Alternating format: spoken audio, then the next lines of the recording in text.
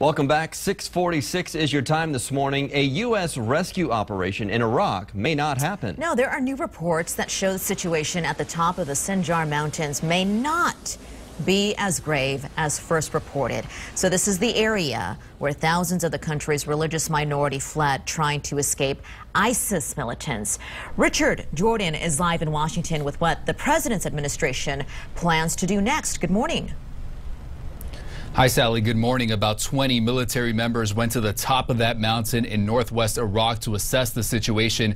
They say they found the people trapped there doing better than anticipated, and it looks like the steps taken so far have been successful.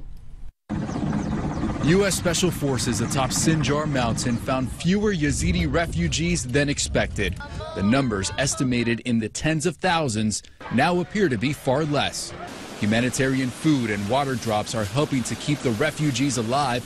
The U.S. conducted its 7th airdrop last night, and airstrikes pushed ISIS militants back. Airstrikes, I think, are appropriate given the limited mission the president has discussed. The White House considered airlifting refugees trapped on the mountain, but now U.S. officials say rescue operations are less likely, and so are boots on the ground. We look at different ways to move people who are in a very dangerous place on that mountain to a safer position, and that's exactly what our team is doing on the ground now in Iraq. Yazidis' relatives fear there is no safe way out. They cannot move freely like in long convoys, like with 60 or 70 vehicles as usual. ISIS remains committed to terrorizing the country's religious minority. We cannot lose sight of the fact that this is the greatest terrorist threat we've ever had. A threat that requires U.S. and international involvement.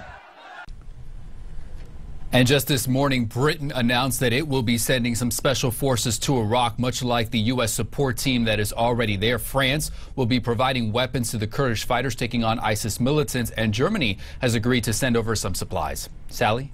Richard, in that story that you had, there was a Texas man with a connection with some relatives over there in that area. I know he's watching the situation closely. So are others. Is there any more call for U.S. support, though?